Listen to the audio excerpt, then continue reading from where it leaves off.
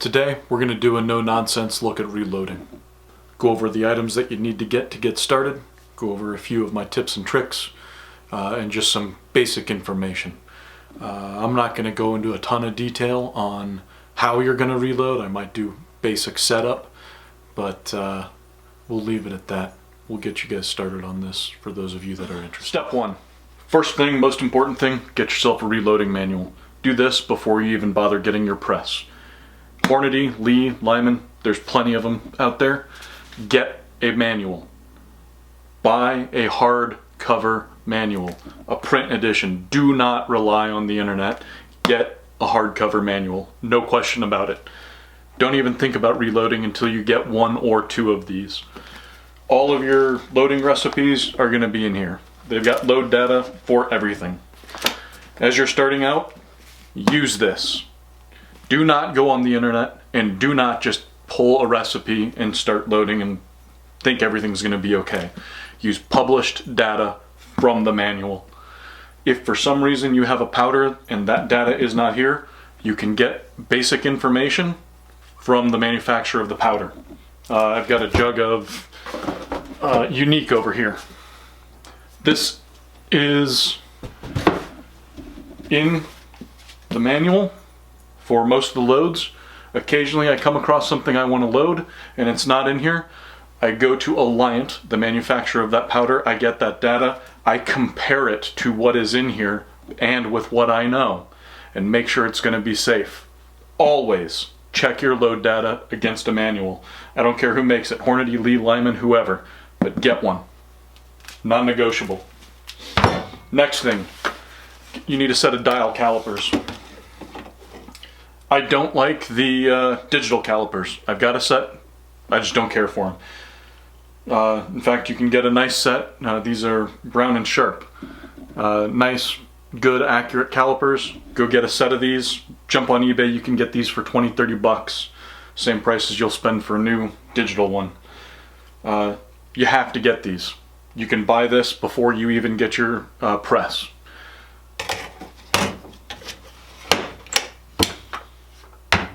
As far as the calipers are concerned, there's tons of good brands out there, but get something good. Starrett, Brown & Sharpe, there's tons of them. Look out there, just get something good, because your measurement, you're talking about thousandths of an inch, and your measurements are key here. If you screw it up and you're pushing the limits, you can blow up your gun and get hurt. The other piece that you absolutely have to have before you even get started, you need a balance scale. Don't even bother with the digital one to get started, just get a standard beam balance scale. Get one of these. I have a digital one as well, and I always back check it against this. They're very easy to use, just so that everyone knows. Zero this out, and then you use this to recenter and make sure everything's zeroed to re-level it. Anyway, very easy to use, very good, and it's reliable. It works. You have to have that. Again, there's plenty of people that make those, but get one. So if you want to get started while you're still figuring out what press, those three things: dial calipers,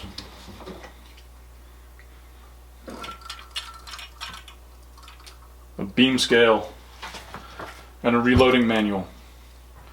Go get these three things while you're still sorting out what press you want and going through all the details. You're going to spend plenty of time reading through this and figuring out what powders and what equipment, what else you need. But you can get these three things and have nothing else to worry about in terms of this equipment. You will use these no matter what.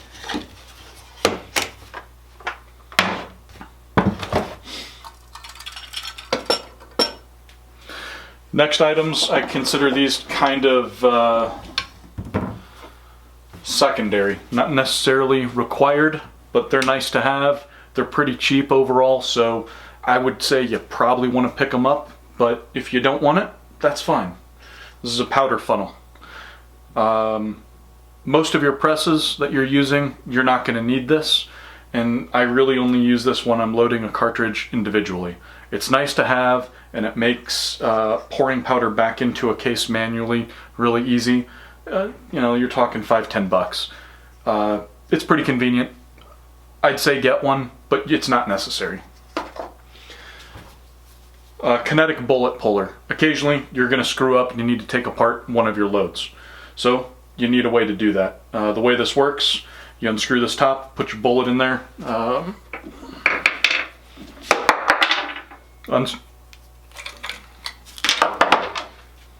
Take your bullet, put it into this collar, put the collar, screw this down, and then all you got to do is just hit it, and that bullet comes right apart.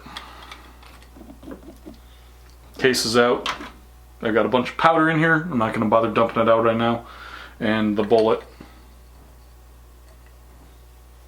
comes out. Okay, so there are reasons why you need to do that occasionally, and when that happens, I mean, that's just the way we deal with things. You have to take it apart. Next item, again, not necessary, but if you're running precision rounds, like for a rifle, then this becomes nice, and I'll explain why later.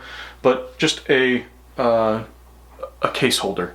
So this allows you to take more rifle cases, but you can just take your brass and put it in here.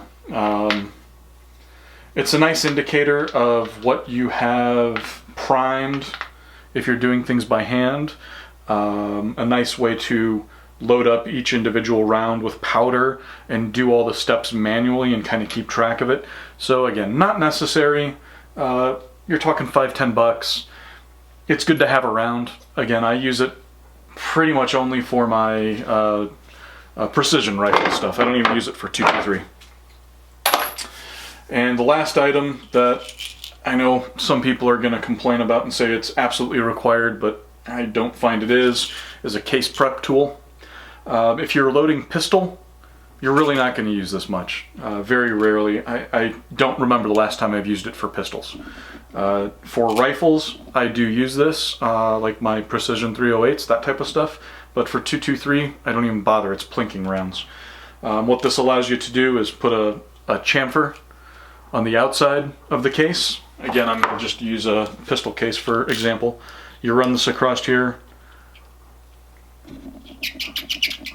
and it gets rid of burrs, and same thing here on the inside, it'll get rid of any burrs. It also comes with tools, different attachments inside, so you can clean out primer pockets.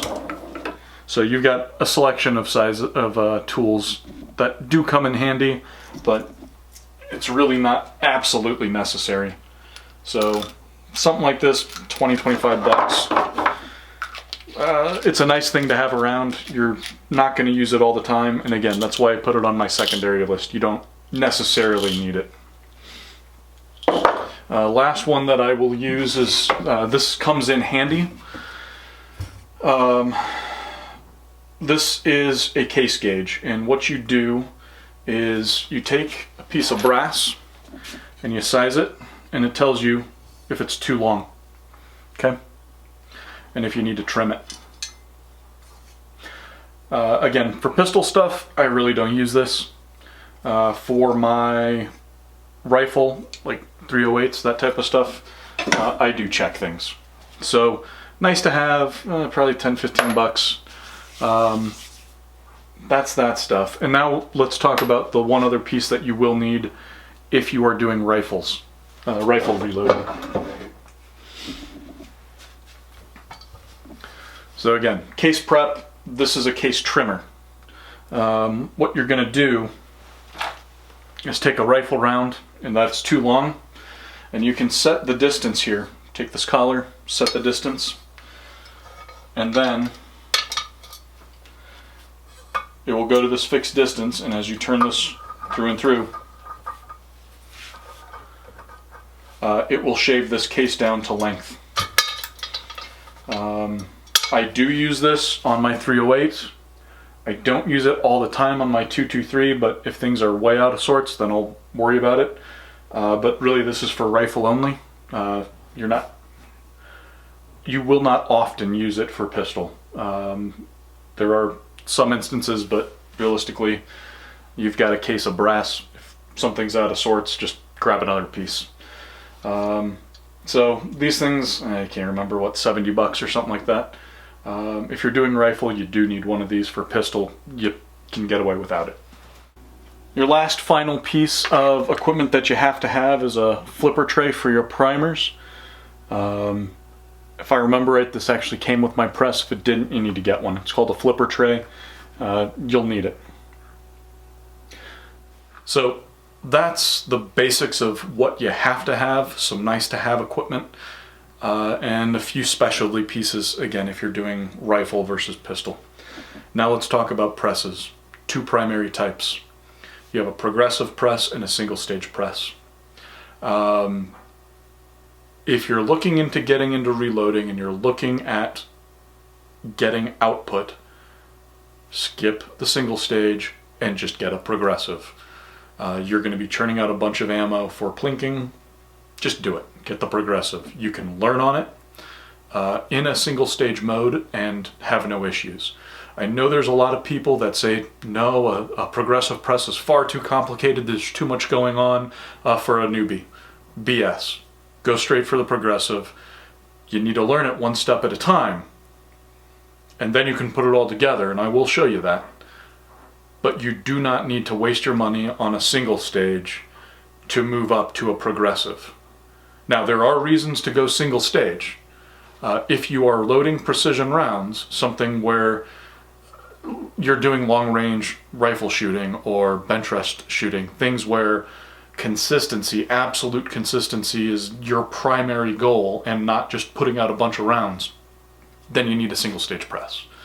The single stage presses are typically, largely, more consistent. There's less a likelihood of variation in your rounds from a single stage press than there is from a progressive press. And part of that comes down to flex in this plate here. And again, you're talking thousandths of an inch, but it matters. So I'm not going to get into precision loading. That's someone else. They can take care of that. If you're doing precision loading, go do your single stage press. This video isn't for you. If you're looking to do a ton of plinking rounds, 9mm, 45, 223, whatever like that, you can do it all on a good progressive. Have no issues. You're not pushing the limits of the case of the loads. There's no reason not to get a progressive press. So that's my spiel on that. Presses, there's a number of manufacturers out there. I chose Hornady for a reason. Doesn't matter what I'm going to talk about. It's the same regardless of who you choose. RCBS makes a good press. Hornady, Dillon, Lee. There's plenty of options out there, and it doesn't matter which one you choose. You just need to find the right one for you. I chose the Hornady lock and load because I wanted a fifth stage. I wanted an extra position in there. And again, I will show you all this here. I wanted that position so that I could have a resizing die, powder feeding die, powder check. That's what I'm using my fifth stage for. That additional stage is powder check. Then I wanted my bullet seating die and a crimp die. So I have 5 stages. I run the 5 stages whenever I'm doing pistol loads all the time. Rifle I do a little bit different. I break it up into stages and run things through a couple of times for different reasons, but that's neither here nor there. So look into what you want and pick a press that's appropriate. Do not be afraid of just jumping straight into a progressive press. All right, let's go ahead and go over setup of a press. I'm using 9mm. So every press is going to be slightly different. However, the basics are there. You need a shell holder, a shell plate. So this allows shells to be placed in here and be held in place. I have a 9mm plate. It's labeled number 8. You put this on here and you're good to go. Your primer system. There are large primers and small primers. This is in your reloading manual. But There are large primers and small primers. You need to make sure that you are set up for the correct size primer. Large rifle and large pistol are going to use the same large primer system. Small rifle, small pistol are going to use the same primer seating system. All right. Now let's go ahead and load our primers, and then we can get ready to start running through here. Your flipper tray has a ridged side and a smooth side. Okay. Take the ridged side, put that down, grab your primers. Since I'm going to be loading 9mm, it's a small pistol. Okay. These are going to come in a case. Dump them. You can see they're a mess. Okay, so what these ridges do is they turn them all over so that this anvil side, you can see this colored side, is face up. All right. So you just kind of scoot this around here, and your primers are all the way they need to be.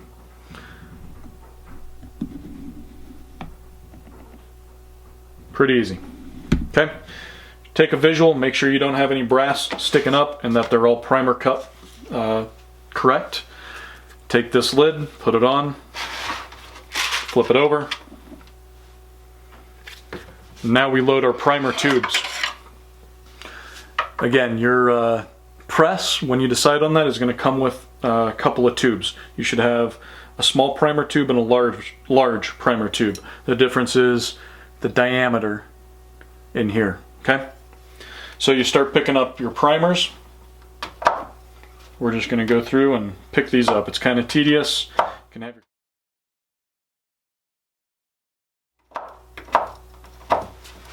All right, once you have your 100 primers in your primer tube, take that tray, put it away. Mine comes with this little fiberglass rod. Push that through there, turn it upside down. Now we're going to take this, we're going to put this in here on our primer feeding system. We're going to pull that little cotter pin and let all those primers come down there. That fiberglass rod is both a visual indicator of about how many primers you have left, as well as a means of locking out your shuttle that moves your primers. All right, so that's all set up. Now we're going to run a case, a couple of them, and check and see that everything's where we want it to be. You go through your manual, you find a load. I always write down the loads I use in a little notebook. Okay, tells me what's worked and I keep notes. So I know I'm using 115 grain bullets. I've got my unique powder. I've got my charge weight, and I know that I'm doing 1.15 inches. So I have all the information, and now we need to check it and make sure that that's correct. So take your first case. These have all been cleaned. They're ready to go. Your first stage, go ahead and run it through. Again, that first stage, we just deprimed it and resized it. Now, I'm going to go ahead and place a new primer in here. So keep in mind, no primer right now. The second stage, there's a little primer shuttle. Push forward, and you get a primer. Okay? Now I'm going to the second stage on that upstroke. This is going to be my powder. Okay?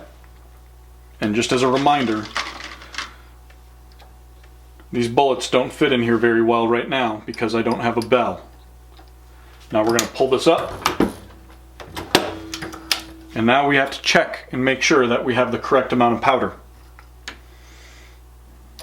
Okay. So you can see this is full of powder and it placed a bell. Now we go and check on our scale and check and see how much powder is actually in there. And we make adjustments from there.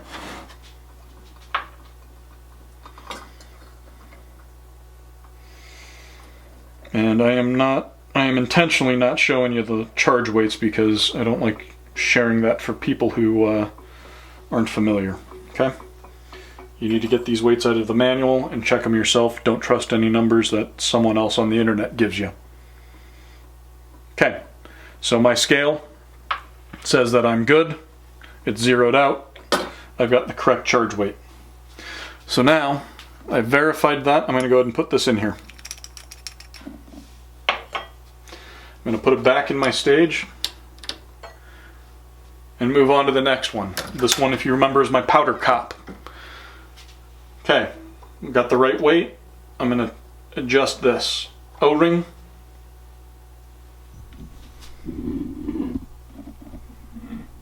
So now that O-ring is sitting right where it should be. Standing just proud, so quick visual indicator that I'm in good shape.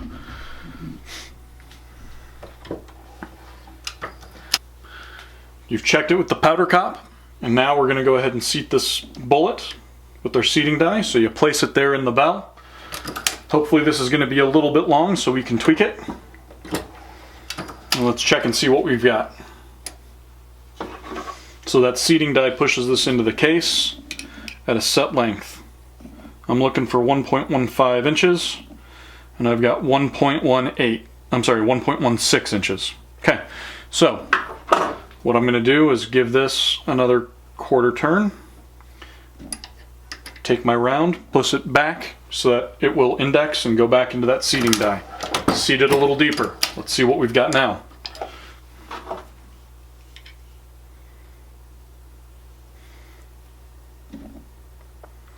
There we go. 1.15 inches. And that's the number that I want.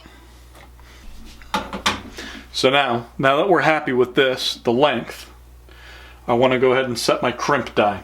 I like a heavier crimp, but you need to see this. Let's take a look at this round, and you'll see what your crimp die is going to do. So this is just held in by friction right now. The crimp is going to take this brass and tighten it all around that round. Push that in. We're done. Now, take a look at this.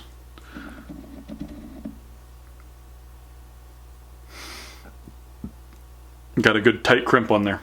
So, I like that, and my test is if I take this and I push it on a hard surface, what's my measurement?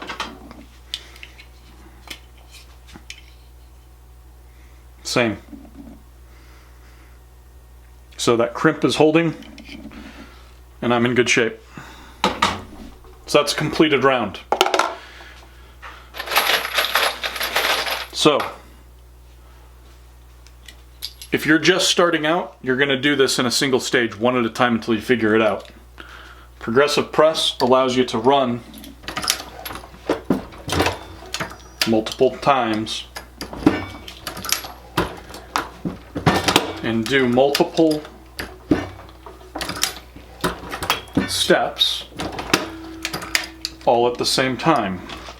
The problem is you gotta be paying attention to every single one of these steps so that you don't miss something. If you end up not paying attention and you overcharge or undercharge, you could end up with problems where you blow up your gun or get a squib and the round doesn't exit your barrel. If that happens, the next round you fire, it's going to hit that blockage, probably blow up your barrel. All right? So, that is a progressive press, basically how you set it up and where you go from there. We'll talk about components real quick here. You're going to want to take a look at your reloading manual and figure out what calibers you want to reload, and then find the powders you want to use. If you are starting out, my recommendation is to find a powder, a single powder that you can use in most of your loads. Typically you'll be able to do your pistols with one, and your rifles are kind of a little more unique. Sometimes you can do multiple different calibers with one powder, but it's not as easy as the pistols. They're a little pickier. So start with pistol rounds. get the hang of reloading, and then move on to the other one. I've found that Unique powder is really flexible in terms of what it can load, and it's really forgiving. What I mean by that is I do reload my plinking rounds for 9, 45, 44, 40, all with Unique. No problems. I can't do that with a lot of other powders, but that one, it's flexible enough that I can do everything with it. And this is not the best powder by any stretch, but it's perfect for plinking. It's cheap and it's easy. The other thing that's really nice about it is most of your loads are going to fill up the case enough that you cannot screw up and do a double charge without knowing about it, okay? So if you're not paying attention, you can get way too much powder in there. Unique fills up the cases. Largely fills them up. Actually, the load that I'm running now, it's a compressed load, which is fine with Unique. It is not fine with all powders. The specific one is fine. So you have so much powder in that case that if you add any more, it overfills, and you have to be an idiot to notice that you didn't overflow and make a mess, okay? So as you're starting out, it really helps to have that extra layer of safety, if you will. And if you get a little bit of extra Unique, the load range, safe load range, is so wide, you're generally going to be fine. So that's why I choose it. And I also couple that with, when I go in and look at my load data, I run a middle of the road load. I do not, for plinking rounds, I do not go through and load a hot load or something at the very low end of the scale. I want a nice mid-range load. It'll work in anything and everything. A perfect example of what I did, I had a 9mm load, and I loaded it to the lower end, and it worked fine on some of my pistols. But when I ran it through my MPX, it wouldn't run reliably. It would hang up on occasion, just didn't have enough power in it, right? So I went back to my manual and I double checked what my loads could be. Well, my initial load was towards the lower end of the scale, so I went ahead and I went something more towards the middle, actually a little bit on the heavier side, but still way safe. It's an additional 30% of powder, okay? So there's a lot more powder in there than there was before, but it's still completely safe. My load right now comes within an eighth of an inch of filling that case. So that 9mm case. So I can't overload that with too much powder without making a huge mess and really knowing that I made a big mistake. So keep that in mind, just something to pay attention to. Be safe with what you're loading. If you're doing a plinking load, go in here into your manual and you're going to pick something with the powder that you're using. So this happens to be Garand loads that I just opened up to. I'm not going to load over here on the red, and I'm going to pick a number for this powder. Let's just say it's accurate 2495. The manual says that I can run 37.7 to 45.5 grains. I'm going to load it somewhere in that 40 grain area, and I'm going to be very safe, and it'll run with pretty much everything. And if I don't like that, I can bump it up 1/10 of a grain at a time. Same story goes with all your pistol rounds. So pick something middle of the road as you're getting started, and it doesn't matter what caliber you're starting with, the advice is the same. Pick a middle of the road round, get the hang of the basics, and then go from there. As you get more familiar with reloading, you're going to get a collection of powders for specific purposes, okay? Like I said, start off simple. Ideally, find one powder that does all of your pistol loads that you want to use. Get used to the reloading, and then once you get the hang of it, start branching out to other things. Make something a little bit better suited, but start off with your plinking rounds, okay? Makes your life easier, get the hang of it, go slow, play it safe, play something middle of the road, do not push those limits. until you really know what you're doing. And even then, I still avoid pushing them too much. There's no point for me. I'm not trying to there's no gain in my book for pushing the limit of those loads. If I need faster speed, I'll just go get a different powder. You know, if I can't do it safely with what I've got, play with bullet weights or, you know, whatever I need to do. Anyway, one other thing that I would recommend, I already told you, I keep a book with my loads that I use. Write down all the ones, I take notes. You know, if something doesn't cycle with certain guns, I'll put a note in there and I'll make a tweak to it on the next round. You'll want to get a bunch of these acro bins. They come in really handy. I don't know if it showed up on camera, but I always keep one full for my bullets. You're going to have one on your press for all of your rounds that are completed. I always put my clean brass in either ammo cans or just these little Tupperware boxes. So you'll want something like that. I keep a collection of bullets. I keep a collection of powders. Like I said, I've got all that stuff. You'll pick up other tools along the way. If you are reloading .223, you are going to need a primer pocket swaging tool. A lot of the military rounds are crimped, and so you've got to remove that crimp in order to put a new primer in. So if you're loading .223 or, you know, something where it's military brass, you need to get one of these. These are probably 120 bucks. Not necessarily not required if you're doing pistols, but something else that you might need down the road.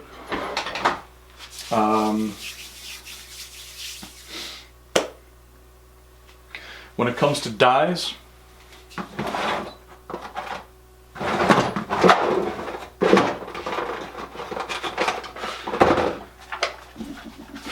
I usually just buy these, the Lee Deluxe sets. They have everything that I need.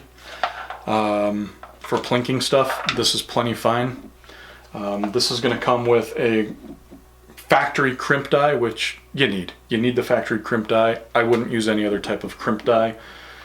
Has a powder through expanding die that I don't use. Has the carbide sizing die, which you do want. And it has the bullet seed and feed die. So the bullet seeding die is very important. These ones, you can get nicer dies. Like I said, you can get some seeding dies that have a micrometer on them. I've got one here.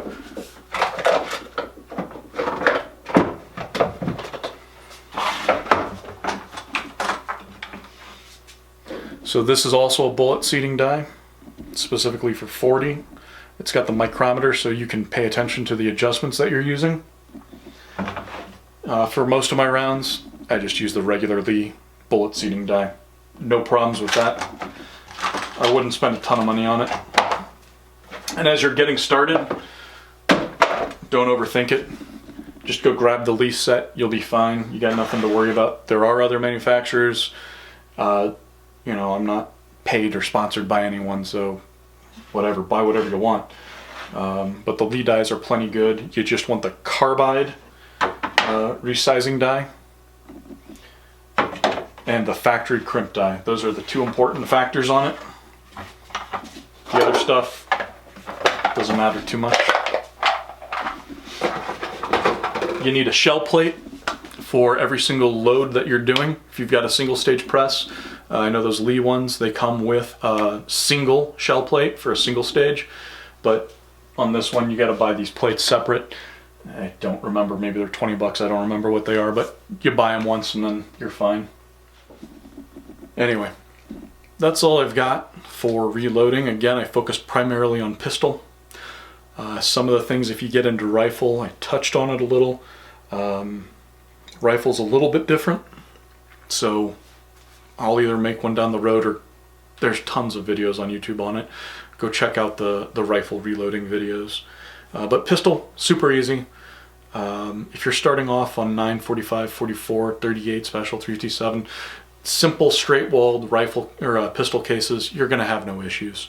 It's very straightforward. Just take your time, do not get distracted, and pay attention to what you're doing. I can't stress it enough. If you're screwing around and doing other things, you can injure yourself. You can blow up your gun, you can lose a hand, you can have problems. You get a double charge, not a charge, you can have problems. So you need to pay attention to it, get the hang of it. Like I said, don't be afraid of getting a progressive press, go for it. Just start off using it one stage at a time until you get the hang of it. Run that case through all of the stages, the 4 or 5 stages that you got on your press, and then do another one. And just pay attention to it every time. As you go through and do your loads, I always spot check my loads, check the length is good, and check the powder charge, make sure I got no problems. Occasionally what you'll find, it depends on how picky you are on where you need to be. There's enough flex in that shell plate that when I take a measurement, when I'm just doing a single case, and compare it to when I'm running all 5 cases, all 5 stages done, I might get a difference of 1/1000th of an inch, 2/1000ths of an inch. So you need to pay attention to that and just see where it is and fine tune it from there. So just be aware of that other issue. Beyond that, that's all I got. Hopefully you guys found this interesting. Hopefully you found it useful. Take care, and we'll do this again another day.